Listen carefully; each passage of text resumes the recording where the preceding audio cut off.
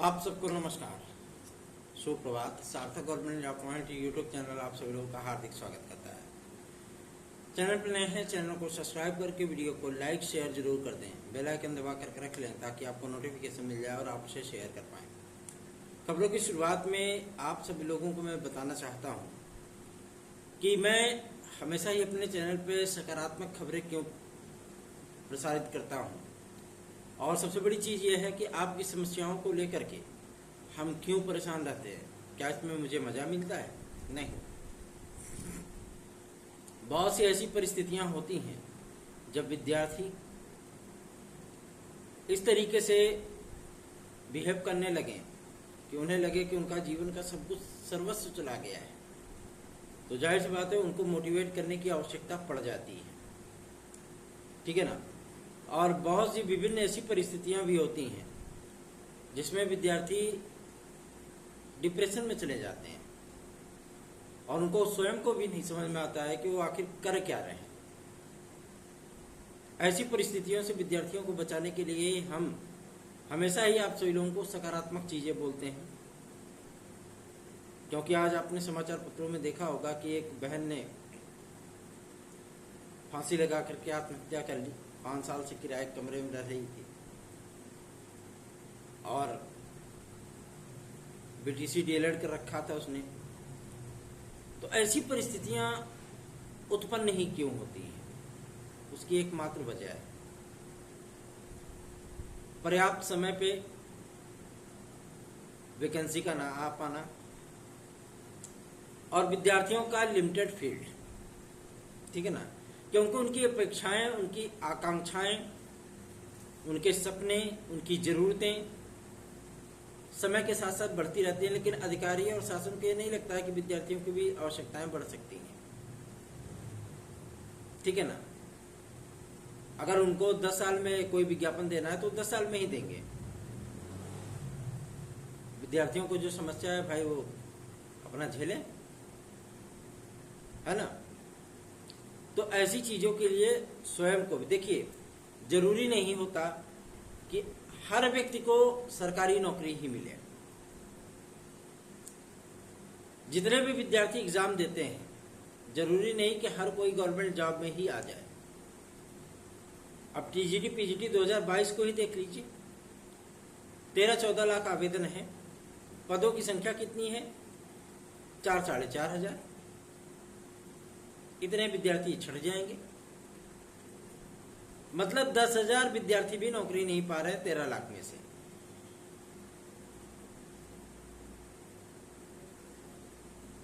तो आप स्वयं समझ सकते हैं कि कंपटीशन का लेवल क्या है, गवर्नमेंट कितना पंचुअल है गवर्नमेंट जॉब देने के लिए, और विभिन्न प्रकार के बयानबाजियां होती रहती हैं, है ना। तो ऐसी परिस्थितियों में क्या है कि आप एक साइड इनकम का स्रोत अपना बना करके चलिए, क्योंकि जरूरतें बढ़ती हैं समय के साथ साथ। जरूरी नहीं है कि आज के 5 साल पहले जो चीज आप सभी लोगों को 5 रुपए की मिलती है आज भी वो 5 रुपए की ही हो। ठीक है ना। तो एक साइड इनकम अपना बना करके रखिए, कम से कम आपकी छोटी मोटी जरूरतें उससे जरूर पूरी हो सकती है। और कभी भी आत्महत्या जैसा जघन्य अपराध, हम इसको जघन्य अपराध की ही श्रेणी में डालते हैं, ये कभी भी किसी भी समस्या का निराकरण नहीं हो सकता, बल्कि आप अपने माता पिता को एक ऐसा दंश दे करके जाते हैं जिसे वो जब तक जिएंगे तब तक नहीं भूल पाएंगे। तो ऐसी अगर कभी कुंठा मन में भरे तो जरूरी है कि आप अपनों के बीच में समय बिताएं। ठीक है ना। अपनों के बीच में समय बिताएंगे, माता पिता के साथ रहेंगे, भाई बहनों के साथ रहेंगे, मोटिवेशनल वीडियोस देखिए। ठीक है ना। अच्छे अच्छे गाने सुनिए, धार्मिक आध्यात्मिक की चीजें देखिए। आपका मन स्वयं ही ऐसी कुंठा से दूर हो जाएगा। अगर आप डिप्रेस्ड हो, जो आपका सबसे क्लोजली फ्रेंड हो, आप उससे डिस्कस कर सकते हैं कि ऐसी चीजें हमारे मन में आती हैं। जाहिर सी बात है अगर वो आपका क्लोज फ्रेंड है तो आपको उचित मार्गदर्शन प्रदान करेगा। लेकिन कभी भी आत्महत्या जैसा जघन्य अपराध करने की भूल ना किया करें, क्योंकि आप तो चले जाते हैं, रोते बिलखते जो है रह जाते हैं आपके परिवार वाले, यार दोस्त मित्र गर्लफ्रेंड बॉयफ्रेंड सब भूल जाते हैं, ठीक है ना, सभी भूल जाते हैं। याद किसको रहता है? याद रहता है अपनों को। भाई बहन भी एक समय के बाद भूलने लगते हैं, लेकिन याद रहता है सिर्फ गार्जियन। तो ऐसी परिस्थितियां कभी भी अपने जीवन में ना आने दें। ये मृत्यु लोक है ही, जो एक बार आया है उसको जाना ही पड़ेगा। तो कम से कम जो भगवान ने आपको आयु सीमा तय कर रखी है आपकी, आप यार उसको ही जी लो। जरूरी थोड़ी ना कि हर किसी को सरकारी नौकरी मिल जाएगी। आय के अन्य भी संसाधन हैं, आप काम कर सकते हो, पैसा कमा सकते हो, है ना, तैयारी भी करिए। लेकिन नहीं, जो चीजें हैं बस हम आत्महत्या ही कर लें, फांसी पे लटक जाएं, यमुना जी में कूद जाएं, ट्रेन के नीचे आ जाएं, जहर खा लें, बिजली की तार पकड़ लें। ऐसी परिस्थितियां सिर्फ और सिर्फ आपके मानसिक विकृति का एक आधार होती हैं, बस, बाकी और कुछ भी नहीं होता। अगर ईश्वर ने ऐसा कोई सिस्टम बनाया होता कि भाई जिसको आत्महत्या करने का मन करे तो शरीर में एक ऐसा पॉइंट बना दिए होते, एक ऐसी बटन लगा दिए होते, राहुल गांधी जी के शब्दों में, कि चलो भैया अगर आपको जान देनी है तो आप गुस्से में वही बटन दबा दो, कल्याण खत्म हो जाएगा आपका, है ना। तो ऐसी चीजें जब ईश्वर ने भी नहीं दिया है, जो जीवात्मा उन्होंने आपके अंदर डाली उसे भी निकलने में बड़ी तकलीफ होती है। आप फांसी लगाते हो तो 2-4 मिनट तक तड़पड़ाते हो उस पर, पानी में कूदते हो तो 2-4-5 मिनट जो है आप पूरे पुरजोर तरीके से तड़पड़ाते हो, तब आपके प्राण निकलते हैं। तो ईश्वरीय तोहफे को शालीनता के साथ कबूल करिए और उसे जीने का मकसद बनाइए। प्रतियोगी परीक्षाएं बहुत आती हैं, बहुत जाती हैं, किसी को सफलता तो किसी को असफलता मिलती है ना। बहुत से ऐसे भी होते हैं जिनके पढ़ाए विद्यार्थी IAS IPS बन जाते हैं लेकिन वो स्वयं सफलता कभी नहीं अर्जित कर पाते। तो क्या वो अयोग्य होते हैं? नहीं, वो सबसे ज्यादा योग्य होते हैं, क्योंकि उनके बच्चे पढ़ाए हुए बच्चे जो है निकल जाते हैं, IAS IPS PCS वगैरह बन जाते हैं, लेकिन वो सफल नहीं हो पाए। तो असफलता आपकी कमियों को दिखाने के लिए होती है। मानते हैं कि सिस्टम में थोड़ी सी चीजें होती हैं, पेपर लीकेज से लेकर के, दुनियादारी से लेकर के, विज्ञापन की लेट लतीफी, समय पे भर्ती का पूरा ना हो पाना, समय पे विज्ञापन ना मिल पाना। चलिए मान लीजिए कि आपने MAd BAd MA सब कुछ कर रखा है, आज तो वो भी उम्मीदें लगाए गवर्नमेंट से बैठे हैं जो हाई स्कूल पास। अगर उनसे आप माइक लेकर के पूछने जाएंगे तो कहेंगे बेरोजगारी बहुत ज्यादा है। वजह उसकी है, योग्यता पूछेंगे हाई स्कूल पास है।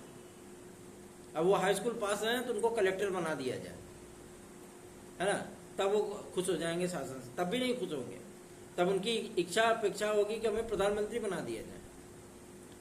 तो ऐसी परिस्थितियों के लिए थोड़ा सा अपने आप को कंट्रोल रखा करिए, ठीक है। सात्विक चीजें देखेंगे, सात्विक चीजें सोचेंगे, सात्विक चीजें करेंगे और सात्विक भोजन करेंगे तो जाहिर सी बात है मन में कलेश या कलुष भावना कभी भी आएगी ही नहीं। मैंने भी जीवन में बहुत सारी चीजें देखी हैं, ऐसे उतार चढ़ाव देखे अपने जीवन में ना, जब ये लगता था जीवन में कुछ है ही नहीं। तो ऐसी परिस्थितियों से फिलहाल अपने आप को बचा करके रखिए। जीवन में उतार चढ़ाव आता रहता है, ये जीवन का चक्र है, ठीक है ना। तो आत्महत्या जैसे जघन्य अपराध की श्रेणी कभी भी चूज करने की कोशिश मत करिए। जीवन मिला है तो उसे एंजॉय के साथ जिए, ठीक है ना। आनंद के साथ जिएंगे तो जाहिर सी बात है कि आप अवश्य ही सफल होंगे। चलिए खबरों की शुरुआत कर लेते हैं। आज मैंने समाचार पत्र में इस चीज को देखा, मेरा मन बड़ा ही उद्वेलित हो उठा कि ऐसी परिस्थितियां विद्यार्थी क्यों ऐसी सिचुएशन में ऐसे कदम उठाते हैं।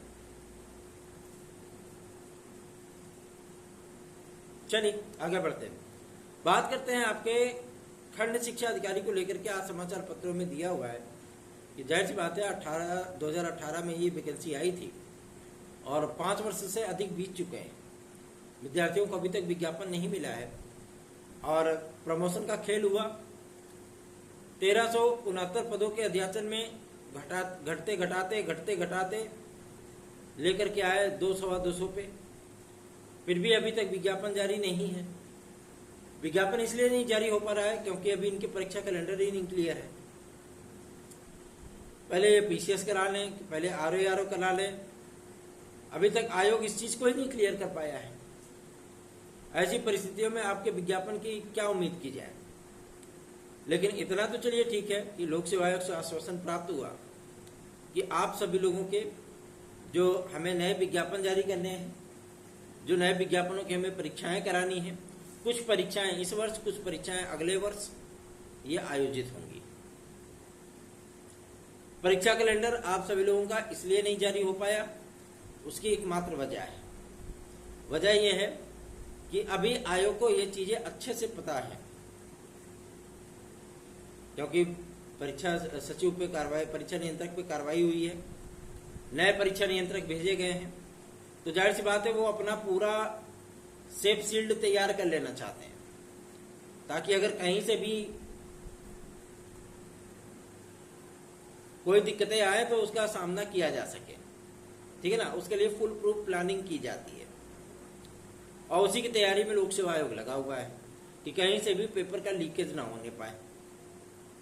और आयोग को ये भी चीजें पता है, हमें अप्रैल और मई में कोई पेपर कराना नहीं है, कराना हमें जून से। 10 जून के बाद 15 जून से इनके पेपर स्टार्ट होंगे। ठीक है, और मैं बता दूं कि उम्मीद की जा रही है कि जो यूजीसी नेट जेआरएफ का पेपर होता है उसमें ये तिथियां आप सभी लोगों की टकरा भी सकती हैं। ठीक है ना, देखना दिलचस्प होगा क्या चीजें होती हैं, कैसे होती हैं और क्या इसको फॉलो किया जाएगा, भगवान जाने। लेकिन इतना तो तय है कि 20 तारीख के बाद, ठीक है ना, 25 तारीख तक, मान लीजिए 24-25 तक आप सभी लोगों का परीक्षा कैलेंडर आप लोगों के सामने होगा। विषम परिस्थितियों में विद्यार्थियों को मोटिवेट करने के लिए ही रोज हम वीडियो बनाते हैं, क्योंकि हम लोग भी जो कार्य कर रहे हैं उन कार्यों में कभी कभी हम सभी लोगों को भी बहुत निराशा होती है, लेकिन उसे पॉजिटिव वे में चेंज करने के लिए हम सभी लोग फिर प्राणपण से जुड़ जाते हैं कि नहीं, इसको सकारात्मक बनाना है। और जब तक वो सकारात्मक बन नहीं जाता है तब तक हम चैन से नहीं बैठते। शिक्षा सेवा चयन आयोग भी 9 दिन चले 2.5 कोस वाली स्थिति है और विद्यार्थी जो है भाई, जो देखिए, जो नकारात्मक बातें करते हैं वो हमेशा नकारात्मक ही बातें करेंगे। अभी तक आप सभी लोगों को ये लग रहा होगा कि कोई अधिकारी नहीं है, विलय नहीं हुआ, पत्र नहीं जारी हुआ, ऐसा नहीं हुआ, वैसा नहीं हुआ। भैया विलय सिलय सब हो जाएगा, टेंशन वाली बात नहीं है। गवर्नमेंट ने जब वहां के कर्मचारियों को वहां भेज दिया है और वो परमानेंट गवर्नमेंट के एम्प्लॉई हैं, तो जाहिर सी बात है उनको वेतन वहां पे भी मिलता था, यहाँ पे भी miलेगा। ठीक है ना। और रही बात आप सभी लोगों के शिक्षा सेवा चयन आयोग से, तो बस आपको 15 जून तक वेट करना है। 15 जून के बाद सारी स्थितियां आप सभी लोगों के सामने स्पष्ट हो जाएंगी। ठीक है ना, आपको चिंतित होने की आवश्यकता नहीं है। मानते हैं कि थोड़ी सी विकट परिस्थितियां हैं, क्योंकि गवर्नमेंट भी चाहती है कि विद्यार्थी हमसे सब कुछ मांगे लेकिन वैकेंसी ना मांगे। ठीक है ना, लेकिन विद्यार्थी हैं भाई, जब तैयारी करेंगे तो खुजलाएंगे ही, ये सीधी सी बात है। हर कदम पे तो आप मुख्यमंत्री महोदय के पास पहुंच नहीं सकते हैं, तो इसलिए समस्या इस बात को लेकर के आ जाती है कि जो जनप्रतिनिधि होते हैं उन्हीं को पकड़ा जाता है फिर, है ना। तो आप सभी लोगों में बता दूं कि चिंतित होने की आवश्यकता नहीं है। आप लोगों के एग्जाम डेट जून में घोषित कर दिए जाएंगे। ठीक है ना, और 12-14 जून तक आप सभी लोगों को परमानेंट अध्यक्ष, सचिव, परीक्षा नियंत्रक, उप सचिव सभी लोग देखने के लिए मिलेंगे शिक्षा सेवा चयन आयोग। क्योंकि सूचना ये मिली है कि 1 जून से ही पोर्टल खोला जाएगा। भले ही काउंटिंग 4 तारीख को है, लेकिन 1 जून से पोर्टल खोल दिया जाएगा। नए असिस्टेंट प्रोफेसर के अध्याचन के लिए, टीजीटी पीजीटी के अध्याचन के लिए इसमें नया विज्ञापन भी सम्मिलित होगा। साथ ही साथ आप सभी लोगों के पुराने विज्ञापन में पदों की संख्या को इंक्लूड करने के लिए भी पोर्टल खोले जाएंगे। इनकी वेबसाइट का लगभग काम मेंटेनेंस हो चुका है, सर्वर वगैरह का काम चल रहा है और इसकी वेबसाइट की लॉन्चिंग बहुत जल्दी ही होने चल रही है। ये जो आपका माध्यमिक शिक्षा सेवाचयन बोर्ड की वेबसाइट बनाई गई थी ना, उसी को अपडेट करके उत्तर प्रदेश शिक्षा सेवाचयन आयोग के नाम से ऑपरेट किया जाएगा। ठीक है, थोड़ा सा उसका मेंटेनेंस ज्यादा करेंगे, क्योंकि माध्यमिक शिक्षा सेवाचयन बोर्ड की वेबसाइट कितनी अच्छी चलती थी वो आपको भी पता है। तो अब शिक्षा सेवाचयन आयोग में 4-5 डिपार्टमेंट आ गए हैं, तो जाहिर सी बात है उस पर बर्डन ज्यादा होगा, इसलिए उस वेबसाइट को अच्छे से मेंटेन किया जा रहा है और अपडेट होने के बाद उसको ई पोर्टल से जोड़ा जाएगा। ठीक है ना, उसके बाद सारा काम धड़ल्ले से होगा आप सभी लोगों का।